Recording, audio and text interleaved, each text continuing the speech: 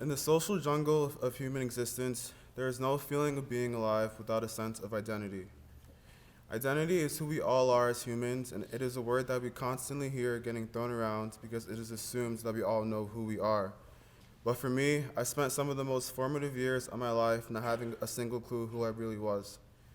Self-discovery is a lengthy journey everyone embarks on during different stages of life, and in the end, it results within a sense of truth that rests within. From what I remember, my journey to self-discovery began when I was 9. In middle school, I always felt different. From kindergarten to 8th grade, I went to a charter school in the heart of Newark called Phillips Academy Charter School, or PAX for short. From an outsider's perspective, I blended in with the crowd at PAX. However, there was something about my values, my upbringing, and the way I spoke that never failed to make me feel isolated in that environment. Of course, I knew I was black, but in that, I was just like all the other kids I went to school with in Newark. The one subtle difference that changed everything, though, I was African, Nigerian to be exact. In fact, both of my parents and 2 siblings were born and raised in Nigeria, making me the first person in my family to be born and raised here in America. Growing up, I hated my culture. Hateful and stereotypical comments about Africa and its people were constantly being spewed around me. Statements like Africans are dirty or poor were not an uncommon thing to hear. I knew those comments were far from the truth because I never fit those descriptions, but for some reason, I internalized them in my mind as if they were actually true. It was a part of me I was deeply insecure about and tried my hardest to run away from. I remember during Multicultural Day in 2nd grade, you had to come into class dressed in your culture's traditional clothing. My parents were made aware of the event, and I was forced to wear a dashiki, a garment for both men and women commonly worn in West Africa, to school. I recall walking into class and immediately noticing how everyone around me was wearing plain jeans, a plain shirt, and classic American attire, while I stuck out like a sore thumb. All eyes gravitated towards me, and in that moment, mentally, I completely freaked out. For the rest of that day, I hid in the bathroom, waiting to be saved by my parents. Just for a moment, imagine feeling trapped in an identity that others can so easily tear you down for and being able to do nothing about it. I was hurting, but I said nothing and I did nothing. That single event left a lasting impact on how I navigated the rest of middle school. My African identity was one of the few things my classmates noticed about me, and soon I myself reduced my entire being to that one part of myself.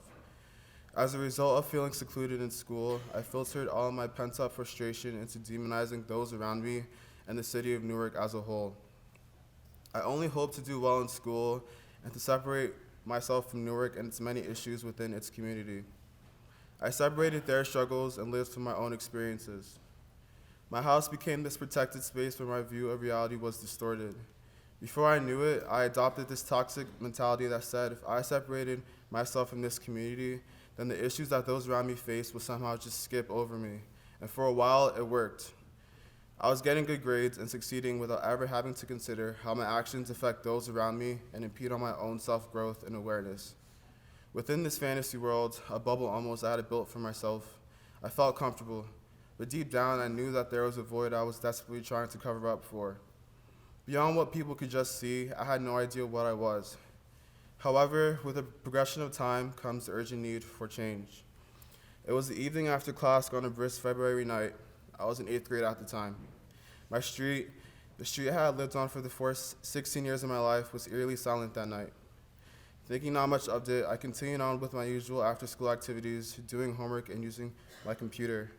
But suddenly, things took a drastic turn as I was interrupted by 2 distinct, loud bangs, followed by the piercing sound of what seemed like a million shattered glass pieces hitting the floor. My mind first went to gunshots, as Newark was never the safest place to live in. My father confirmed my suspicions, yelling for me to get down. 5 minutes went by, the sound was gone, and I went downstairs to find 2 gaping holes in my window, 2 inches from where my father was sitting. In moments of trauma or difficulty, it's really easy to freeze. And for a while, that's what I did. I needed to. However, the strongest emotion I remember feeling at that time was complete, utter shock. The fantasy life I was living could not withstand the impact of those bullets, and in that moment, I realized I was not and could never be exempt from the issues that affect so many daily in my community. I was not invincible. I am not invincible. I can no longer avoid the intersectionalities of my Black American and African identity because the two of them both matter. I tried my hardest to abandon one part of who I am, but in the end, those bullets served as a reminder that I couldn't continue to run away. I had to acknowledge it, or else I would lose the things that matter most to me. After that day, something changed. For a while, it was hard to articulate when exactly that change took place or what the change even was, but I knew it was there. It was not until this past summer, from the book the senior class read, The Road to Character, did I gain more insight on the significance of this traumatic experience in my life. In the chapter titled Suffering, David Brooks writes, "See the pain as part of a moral narrative and try to redeem something bad by turning it into something sacred, some act of sacrificial service that will put oneself in fraternity with the wider community." I realized how excluding myself from my community allowed for ignorance to fester in my life. I was insecure, and I let the words of others confine me to one part of who I am as a whole person. Knowing that I would be attending Pomfret, a space I knew I would feel different again, I promised myself I would not fall back into my old ways. I would immerse myself in its community while at the same time learn more about my own identity.